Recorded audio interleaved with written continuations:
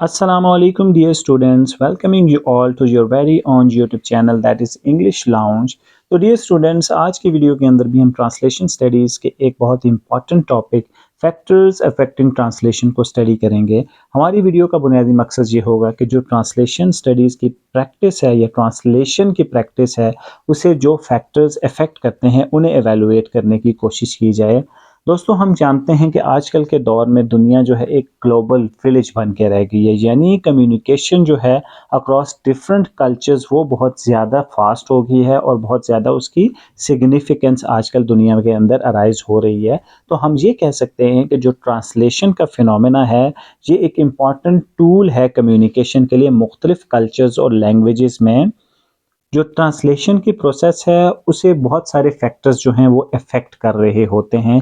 हमने आज की वीडियो में उन्हीं फैक्टर्स को स्टडी करना है, लेकिन उससे पहले हम देखेंगे जब आप ट्रांसलेशन के फिनोमेना को स्टडी करते हैं तो आपके पास दो चीज़ें होती हैं। One is source language, other is target language. Source language वो होती है कि जो ओरिजिनल टेक्स्ट होता है, उस टेक्स्ट की जो ओरिजिनल लैंग्वेज होती है।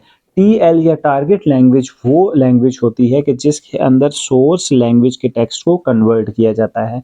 लेट्स सपोज एक लिटरेचर है जो कि उर्दू लैंग्वेज के अंदर मौजूद है, उसे हम कहेंगे कि ये सोर्स लैंग्वेज या सोर्स टेक्स्ट है। जब आप उसे कन्वर्ट कर देंगे टारगेट लैंग्वेज या टारगेट टेक्स्ट में जो कि इंग्लिश लैंग्वेज होगी, तो हम कहेंगे कि ट्रांसलेशन की प्रोसेस हुई है।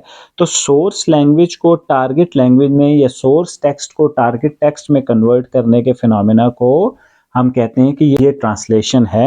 अब सोर्स लैंग्वेज और टारगेट लैंग्वेज के दरमियान जब हम ट्रांसलेशन का फिनोमेना परफॉर्म करते हैं तो बहुत सारी डिस्क्रिपेंसीज वाक़या हो जाती हैं। अब ये डिस्क्रिपेंसीज किस वजह से वाक़या होती हैं, उन्हें हम देखना चाहते हैं। सबसे पहला फैक्टर जो कि ट्रांसलेशन की प्रैक्टिस को अफेक्ट करता है वो टारगेट लैंग्वेज के कुछ पेक्यूलियर एलिमेंट्स हैं। हम ये जानते हैं दोस्तों कि जो टारगेट लैंग्वेज होती है उसके अंदर बहुत सारे यूनिक एलिमेंट्स होते हैं जो कि सोर्स लैंग्वेज में नहीं पाए जाते। समटाइम जो सोर्स लैंग्वेज के यूनिट्स हैं वो टारगेट लैंग्वेज में नहीं पाए जाते। तो इस वजह से जो ट्रांसलेशन की प्रोसेस है उसके अंदर बहुत ज़्यादा परेशानी ट्रांसलेटर को फेस करनी पड़ सकती है। अब ट्रांसलेटर को क्या परेशानी फेस करनी पड़ती है? Translator will find difficulty in finding equivalent for these elements in target language। अब सोर्स लैंग्वेज के अंदर कुछ टिपिकल एलिमेंट्स मौजूद हैं। वो सोशल एलिमेंट्स भी हो सकते हैं, वो कल्चर्स इन्फ्लुएंसेस या रेफरेंसेस भी हो सकते हैं। अब उनको ट्रांसलेट करने के लिए जो ट्रांसलेटर है उसे डिफ़िकल्टी ये होती है कि जो उसकी लैंग्वेज है कि जिसके अंदर वो उसे ट्रांसलेट कर रहा है उसमें वो इक्विवेलेंट एलिमेंट्स या वो वर्ड्स नहीं होते।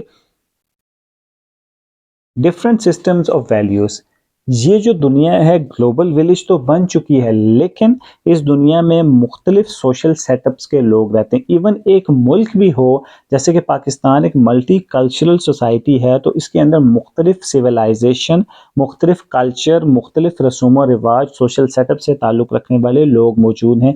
लाइकवाइज पूरी दुनिया में भी मुख्तलिफ सिस्टम्स ऑफ वैल्यूज़ चलते हैं। जो ऑथर होता है, जो एसटी या सोर्स टेक्स्ट का लिखने वाला होता है, और जो ट्रांसलेटर होता है जो कि सोर्स टेक्स्ट की ट्रांसलेशन करता है टारगेट लैंग्वेज में, उनका मुख्तलिफ वैल्यूज़ और बिलीफ सिस्टम होता है। अब ये मुख्तलिफ वैल्यूज़ और बिलीफ सिस्टम होने की वजह से जो ट्रांसलेशन की प्रोसेस है वो बहुत ज़्यादा इफेक्ट होती है। The author is from different culture, the translator may not understand certain culture references. इसकी एग्जांपल आप लें, हो सकता है कि एक पाकिस्तानी जो ट्रांसलेटर है वो किसी अफ्रीकन वर्ड को अपनी ज़बान के अंदर ट्रांसलेट करने की कोशिश कर रहा हो, तो जो अफ्रीकन कल्चर के कुछ रेफरेंसेस मौजूद हैं उन्हें वो समझ नहीं पाएगा और उन्हें अप्रोप्रिएटली समझ के ट्रांसलेट नहीं कर पाएगा अपने लोकल लैंग्वेज के अंदर। देन डिफरेंट स्टाइल्स की हमारे पास बात आती है। ट्रांसलेटर में use different writing style which can affect tone and mode of translated. अब जो ट्रांसलेटर होता है वो थोड़ा सा फ्री होता है। वो क्या करता है, वो अपना पर्सनल टच भी देना चाहता है अपनी ट्रांसलेशन के अंदर, तो वो मुख्तलिफ किस्म के राइटिंग स्टाइल्स को यूज़ करता है, जिसकी वजह से जो ओरिजिनल टेक्स्ट होता है उसका जो टोन है और उसका जो मोड है वो चेंज कर देता है, और ट्रांसलेटेड टेक्स्ट जो होता है वो एग्जैक्ट कॉपी नहीं रहता ओरिजिनल टेक्स्ट की। फॉर एग्जांपल, अगर ट्रांसलेटेड टेक्स्ट हमारे पास एक शख्स है उसने ट्रांसलेट करके दिया है, वो फॉर्मल स्टाइल में है, तो हो सकता है जो उसका सोर्स टेक्स्ट था वो कैजुअल स्टाइल के अंदर लिखा गया हो। तो ये फ़र्क होता है ट्रांसलेटेड टेक्स्ट और सोर्स टेक्स्ट का। देन हमारे पास डिफरेंट सोशो कल्चरल बैकग्राउंड की बात आती है। अब जो मुख्तलिफ सोशो कल्चरल बैकग्राउंड्स होते हैं वो भी ट्रांसलेशन के प्रैक्टिस को इफेक्ट कर रहे होते हैं। देयर में be a difference between cultures and societies represented by source text and target text. Source text हो सकता है मुख्तलिफ सोसाइटी या कल्चर की रिप्रेजेंटेशन कर रहा हो, और जो टारगेट टेक्स्ट है मुख्तलिफ सोसाइटी या कल्चर की रिप्रेजेंटेशन कर रहा हो। तो जो एस टी है और टी टी है उसके दरमियान बहुत ज़्यादा फ़र्क हो, इस वजह से जो ट्रांसलेशन का फिनोमेना है उसे बहुत ज़्यादा इफ़ेक्ट होना पड़ता है। अब होता किस तरीके से है कि जो इडियम्स होते हैं, कल्चरल रेफरेंसेस होते हैं और जोक्स होते हैं, वो ईज़िली ट्रांसलेटेड नहीं हो सकते मुख्तलिफ कल्चर्स के माबैन। हो सकता है कि एक कल्चर में एक चीज़ एप्रोप्रिएट हो लेकिन दूसरे कल्चर में उसे इनएप्रोप्रिएट कंसीडर किया जाए। इसीलिए उसे उसी लैंग्वेज के साथ, उसी इंटेंसिटी के साथ, उसी स्ट्रक्चर के साथ ट्रांसलेट करना बहुत ज़्यादा मुश्किल हो जाता है। तो यहाँ पर हम वीडियो को करते हैं एंड। अगर आपकी कोई क्यूरी है तो ये डेज़िग्नेटेड व्हाट्सएप नंबर मौजूद है और ईमेल एड्रेस भी मौजूद है। आप हमारी टीम से कोऑर्डिनेट कर सकते हैं। Thank you very much.